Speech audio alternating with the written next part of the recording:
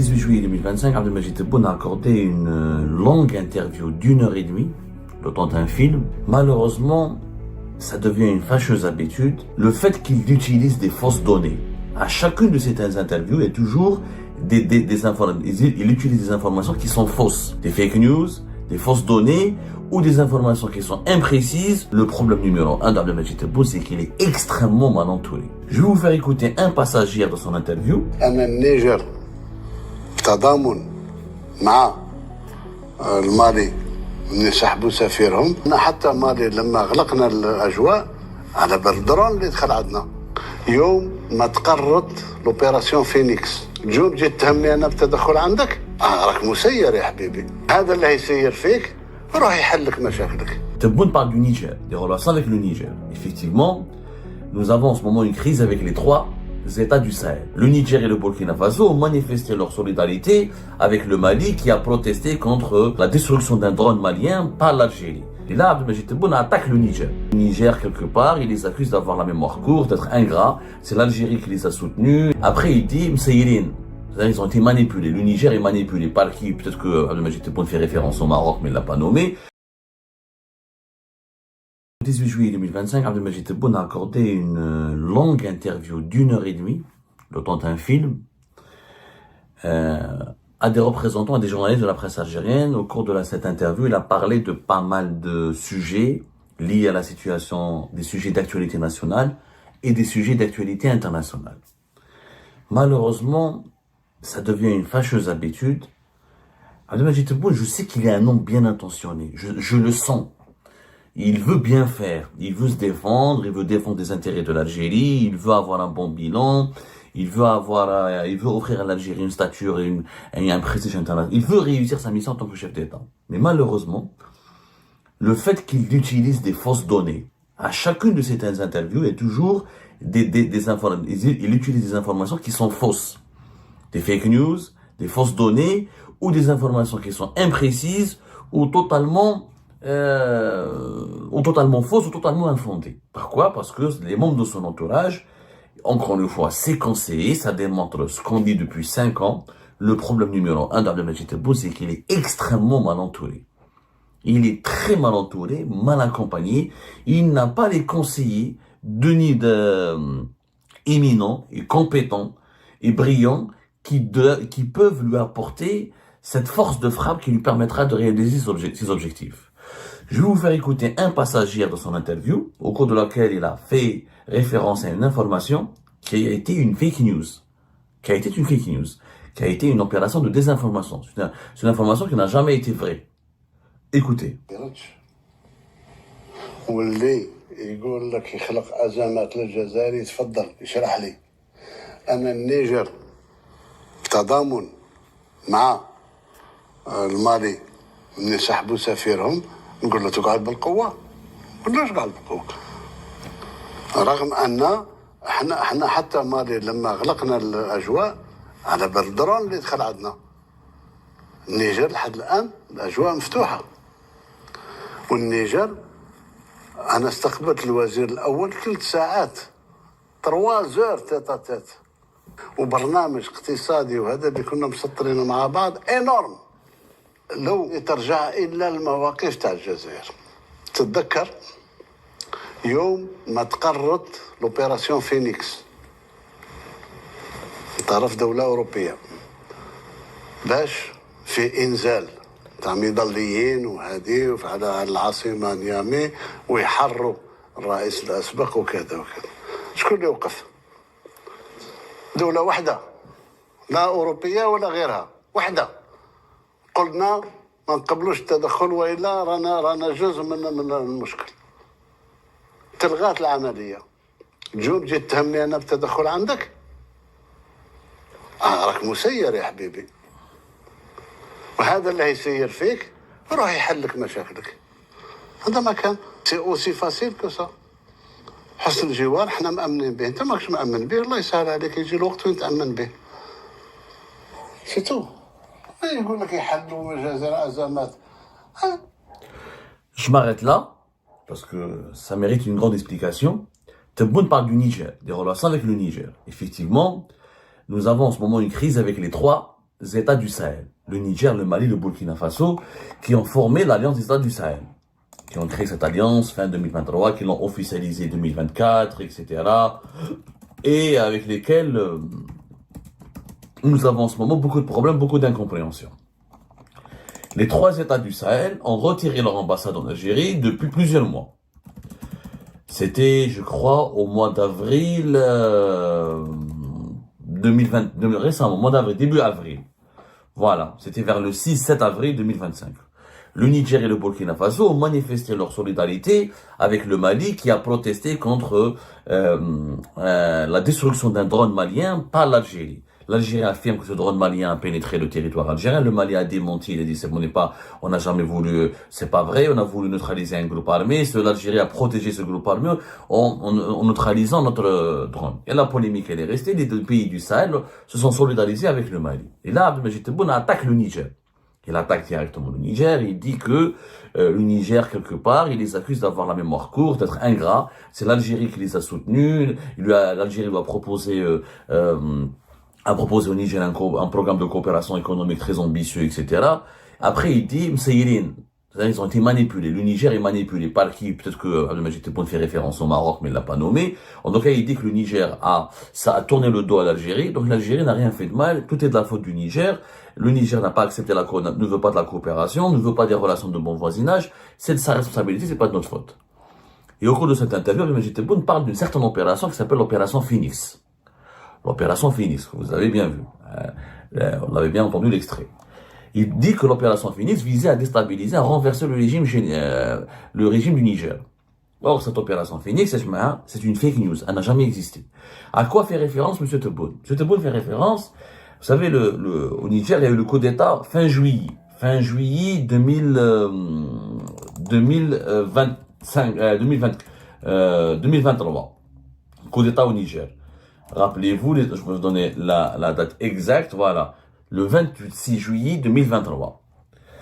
À l'époque, ce coup d'État, la CEDEAO, la communauté des États de l'Afrique de l'Ouest, rappelez-vous, ont dénoncé ce coup d'État, pas du tout, c'est la communauté économique des États de l'Afrique de l'Ouest, à leur tête le Nigeria, la Côte d'Ivoire et le Bénin notamment, 3 membres, même le Ghana, d'autres pays, des pays importants de la CEDEAO ont menacé les généraux, les militaires, parce qu'il n'y a pas beaucoup de généraux au Niger, à l'époque des colonels, hauts gradés de l'armée nigérienne qui ont fait le coup d'État et qui ont emprisonné le président Mohamed Bazoum. Ils ont menacé de intervenir militairement pour rétablir l'ordre constitutionnel au Niger et pour libérer Mohamed Bazoum et empêcher que le Niger ne devienne comme le Mali, le Burkina Faso, un pays militarisé, etc., où les équilibres constitutionnels sont violés, ne sont pas respectés. Parce que la CEDEAO, elle a des chartes de fonctionnement, elle a un règlement intérieur, elle a une charte politique où les États membres s'engagent à respecter l'alternance au pouvoir, à ne pas faire des coups d'État, à ne pas renverser, ne pas déstabiliser la sécurité et la stabilité nationale. Donc il y a des valeurs communes.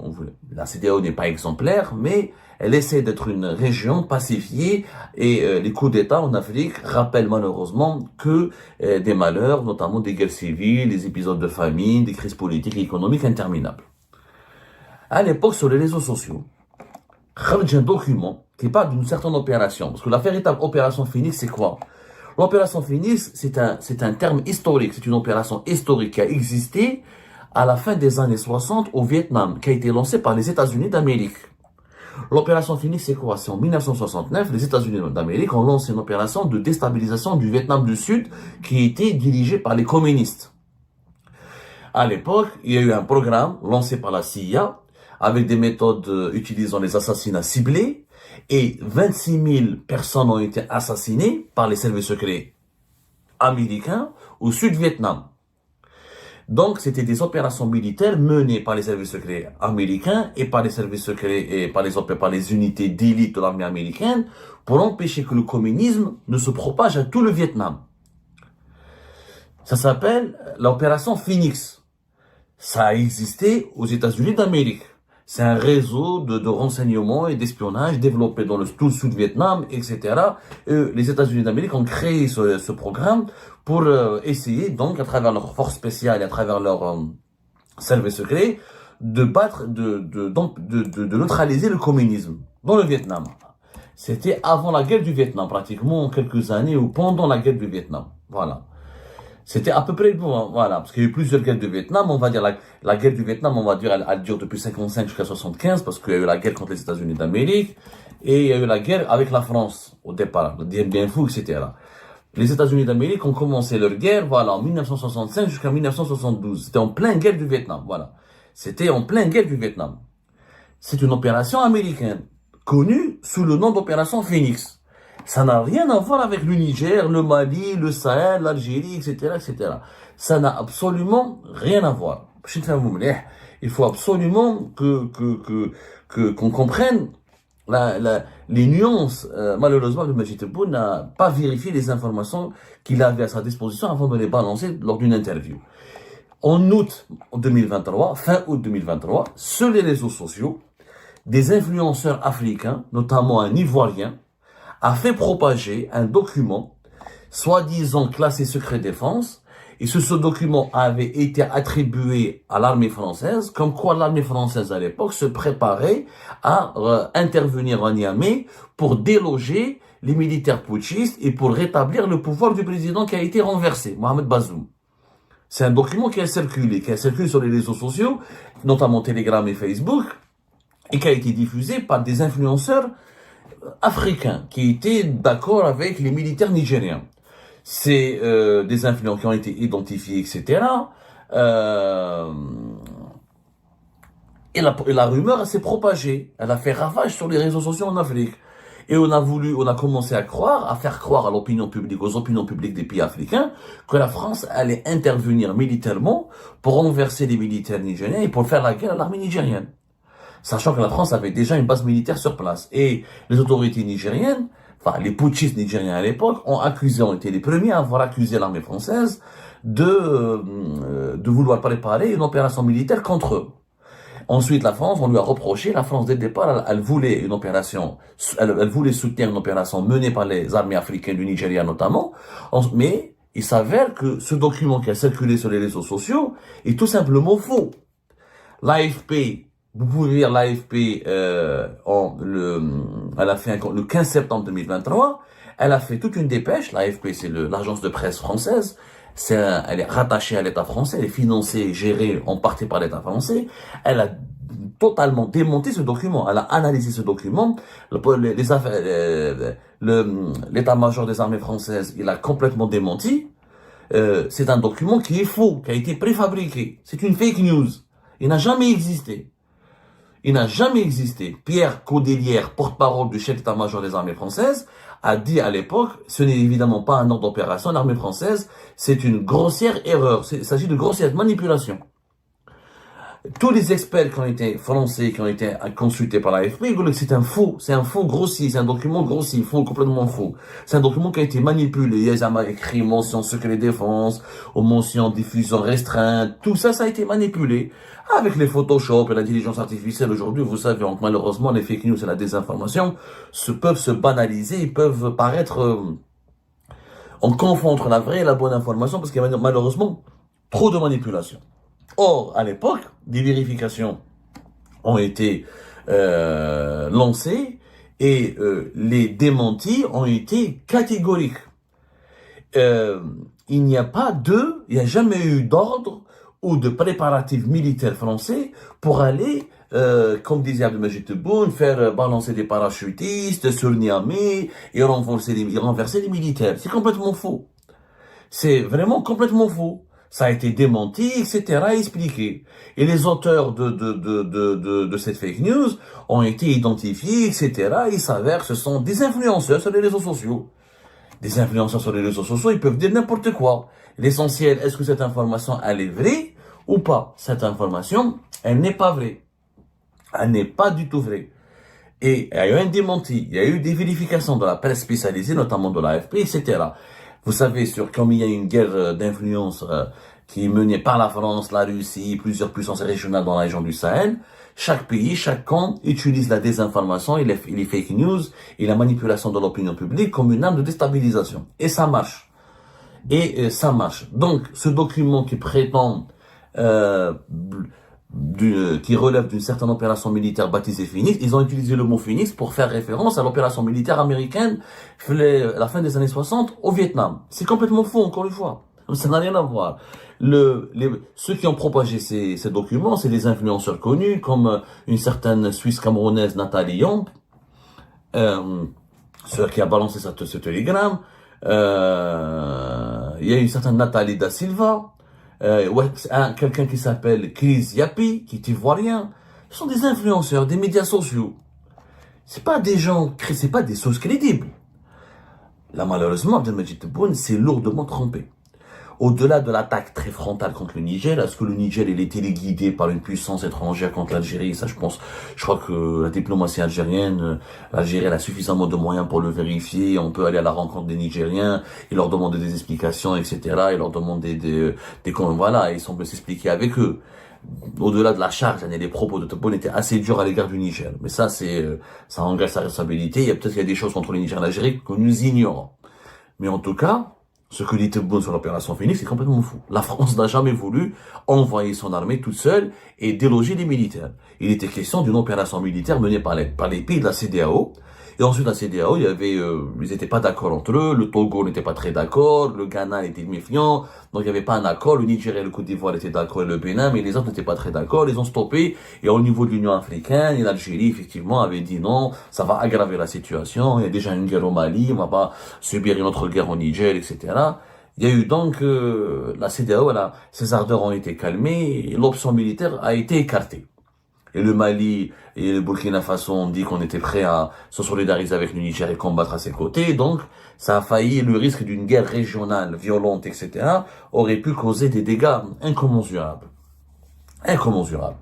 Mais l'option militaire a été abandonnée. Mais cette opération Phoenix, c'est une fake news. Elle n'a jamais existé. Malheureusement, quand un chef d'État utilise une fake news, c'est pas très sympathique, ni très crédible, et c'est préjudiciable pour l'image d'un grand pays comme l'Algérie. Ça n'a pas existé. L'opération n'a pas existé. Elle a existé dans l'esprit des influenceurs africains qui ont utilisé un document, ils falsifié, ils l'ont diffusé sur Telegram, ensuite sur les réseaux sociaux, ils rajoutent des mentions, etc. C'était une grossière manipulation qui s'inscrivait dans les fameuses luttes d'influence lancées contre la France à l'époque pour la faire dégager des pays du Sahel. Bon, bien sûr que les pays du Sahel ont le droit de ne pas vouloir ont totalement le droit que la France ne reste pas sur leur territoire, ça c'est leur droit absolu, mais recourir à des fake news, et après, la désinformation, les fake news, c'est un axe de guerre, c'est un outil de guerre aujourd'hui.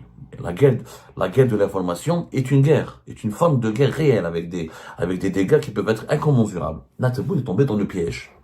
Il aurait dû, avec ses conseillers, vérifier tout cela avant de parler.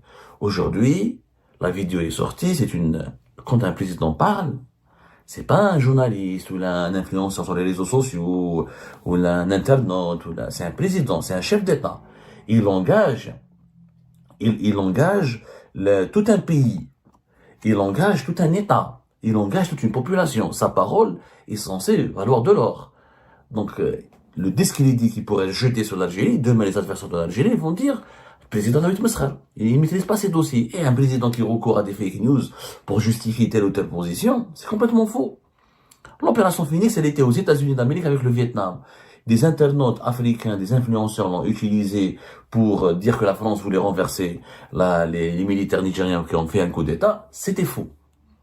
Ce qui est malheureux, c'est pas la première fois que des fausses informations ou des informations imprécises, voire manipulées, falsifiées, soient utilisées par le président de la République.